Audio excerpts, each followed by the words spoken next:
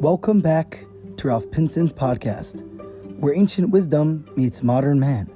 Today's episode was sponsored in honor of the complete refuah shalema of Yosef Yitzchak ben Sarah Freda. Today's episode is the 32nd in our Q&A series. Welcome back to Pinson's podcast. Now, going back to the topic of demons, we didn't yet address that. So do they exist, and how do they counter or complement, I guess, or work in tandem with positive angels? Right. So really, it's like the flip side. It's like the dark side of something positive. That's what a demon is. A demon is a place of heder, the place of absence. That's what it actually really means. This is why Gehenna, even Gehenna, which is hell, the Maharal talks about this, about that it was created on the second day of creation because it represents absence.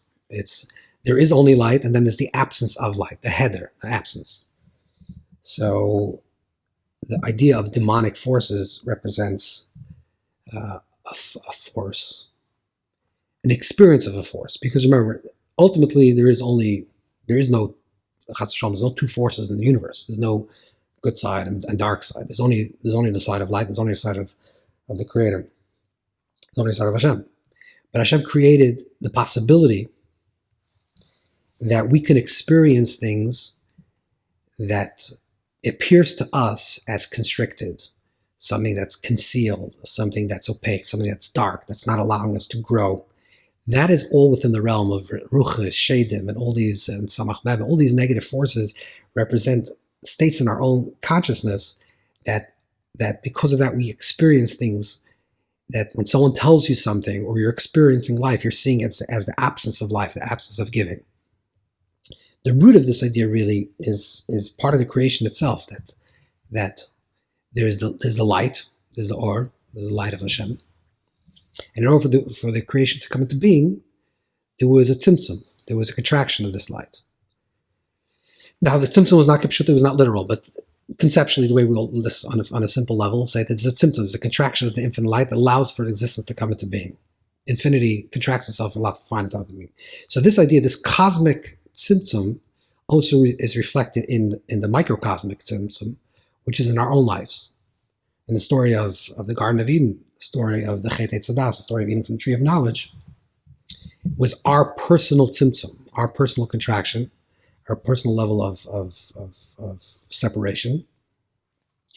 And ever since the eating from the tree of knowledge, which represents the world of separation, the world of death, the world of darkness, the world of absence, the world of not connecting to the tree of life, to the tree of giving and to unity, we experience existence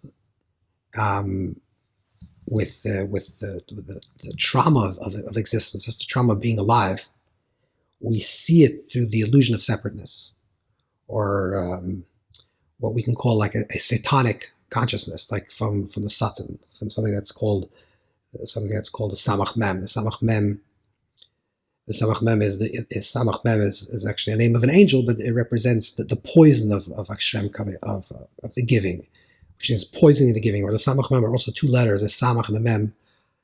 Samach is a circle and a mem is a final mem, so it represents a box, a square. So it represents letters that don't have any openings.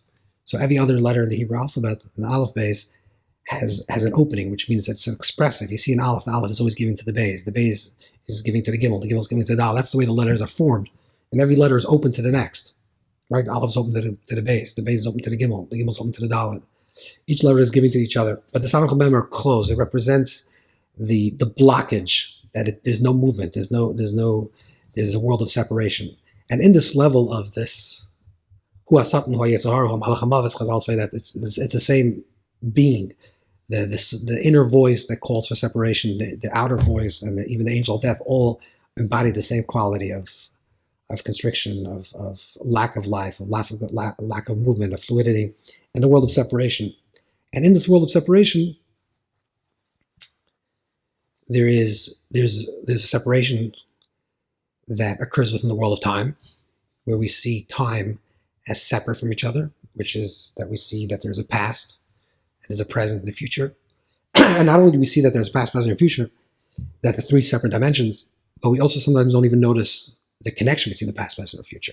So not only are we seeing that it's three separate time periods, but we don't know how our past is leading up to the present, and how our present will bring to a certain future. That's really living in a really, really constricted state.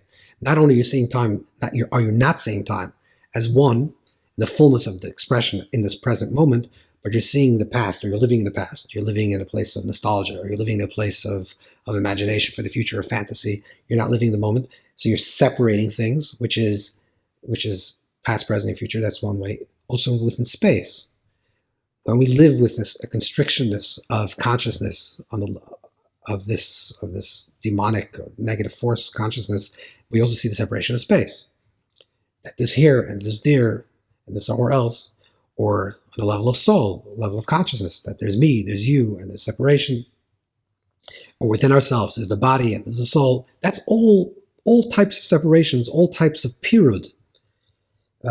All types of separation is this idea. The Zohar says that these forces, the negative forces, is a force that doesn't give fruit. It's not tzaddik atam yifrach. It doesn't give off fruit. It doesn't produce. It receives. It's lifeless. This is the idea of tuma, of impurity. Impurity comes from the idea of something that's susum, something that's closed. Tamtabam is Chazal say that when a person connected to tuma is connected to something that's stuck, it's congealed. Now, there's a interesting image from the Arizal. The Arizal talks about the creation of kelim, the creation of vessels. That how did vessels come about to be?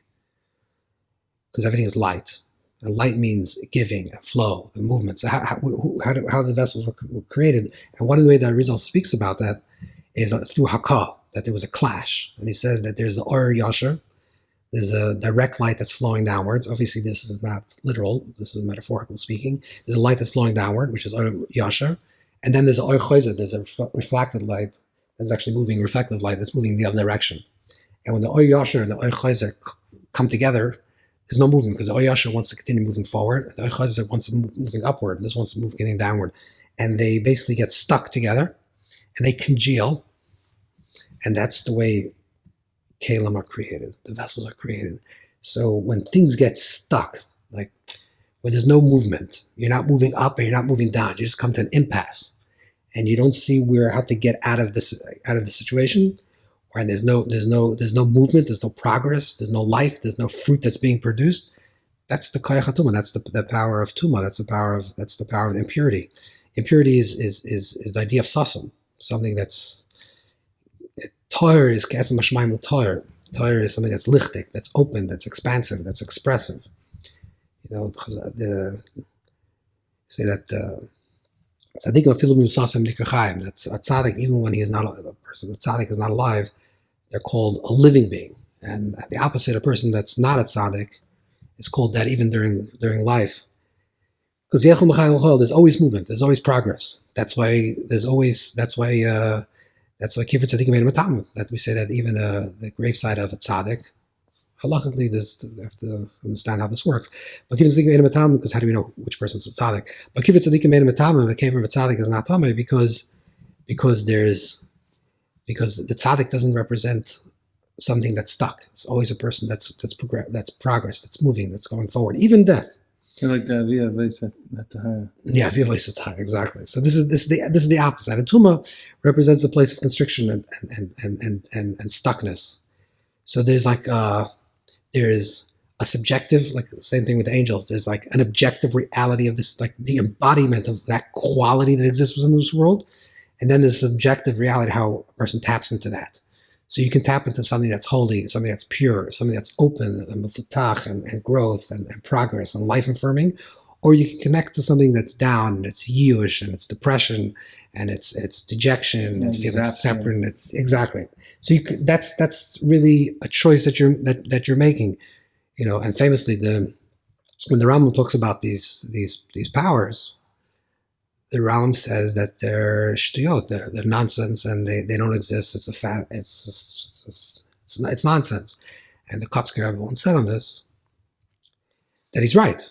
He's right. They exist, but only if you live in the world of nonsense. Like if you live in the world where these things are true to you, they become truer.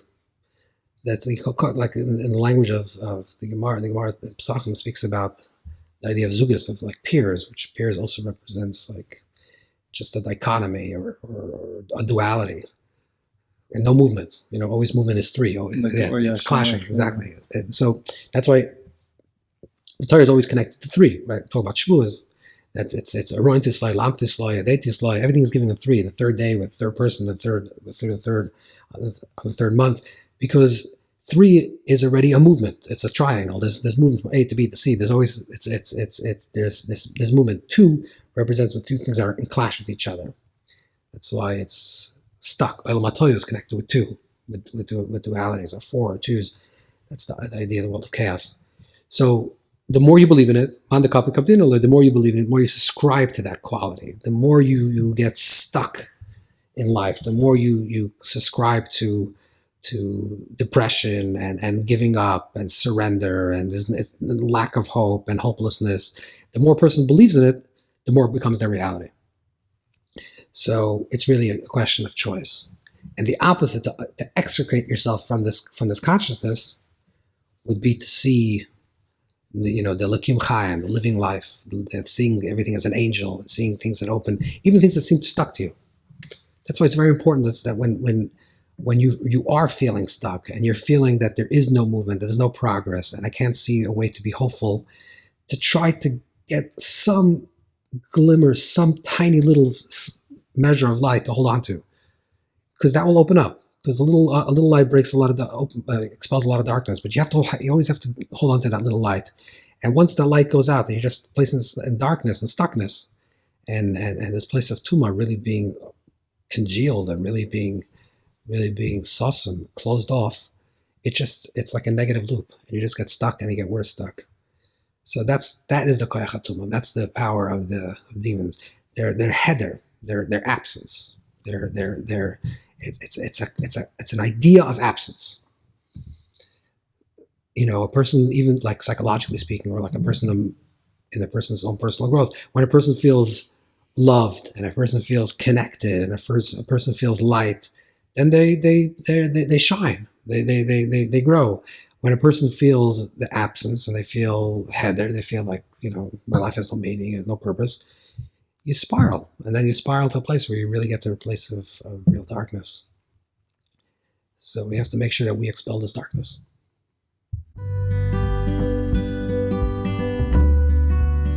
Thank you for listening to Rav Pinson's podcast. To submit questions or to sponsor a future episode, please email ravpinsonpodcast@gmail.com. The link is in the description below.